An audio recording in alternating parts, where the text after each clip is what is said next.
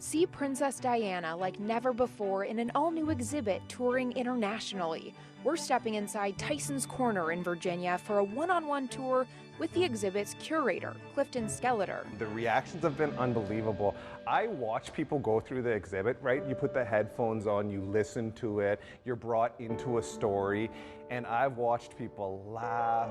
There's Oz. I've seen people cry in this exhibit because it touches so many monumental moments in the life of Princess Diana. He calls it the world's first ever walk-through documentary, featuring 8-foot-tall displays of world-famous images, all captured by Diana's trusted friend and royal photographer. It's all because of this man and his creative vision. That's absolutely it. So that's Anwar Hussein. Those are his two lovely sons right there. It's a wild story because this was a man that grew up, as a little boy walking to school with no shoes on, barefoot, and he got his hands on a camera and he went from shooting photos of animals to rock stars to royals.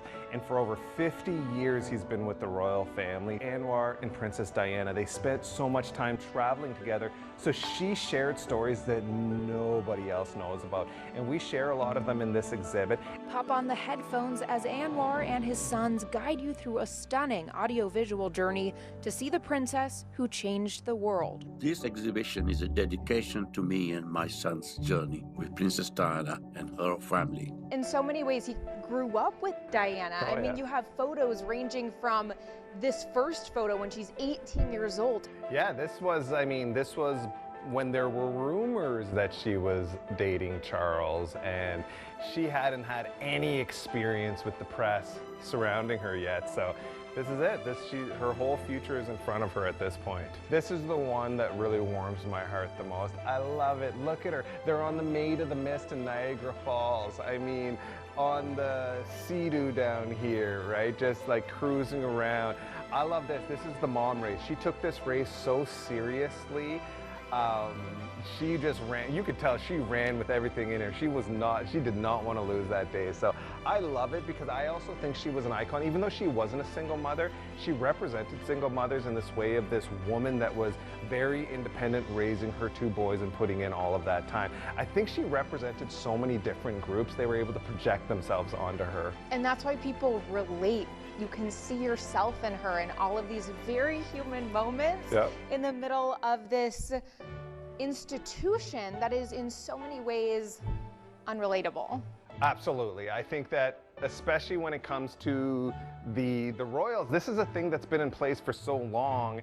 Changing it is very difficult, right?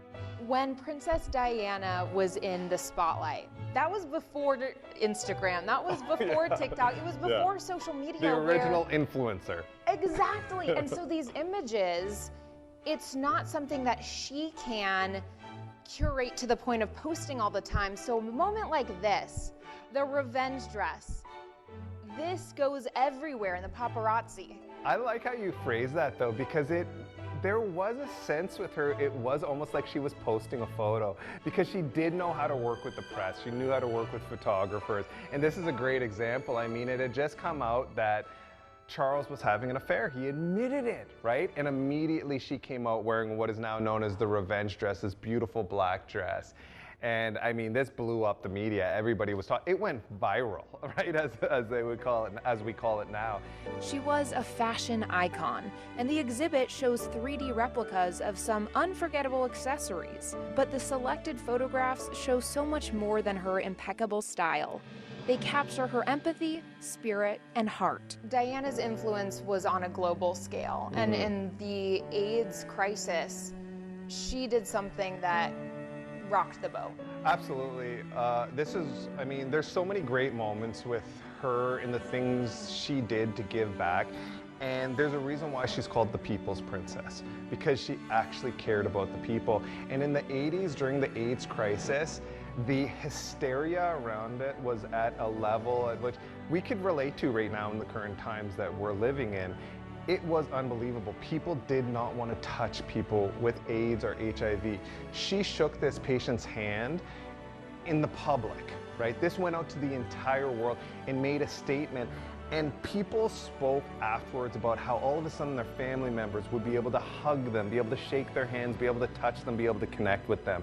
And that has done a lot for that community of people that are suffering through one of the most terrifying experiences of their life. To think of the heart of that woman and what she was able to do with it is an inspiration. August 2022 marks the 25th anniversary of her untimely death, but the exhibit celebrates the achievements, influence, and impact Diana had and continues to have on the world.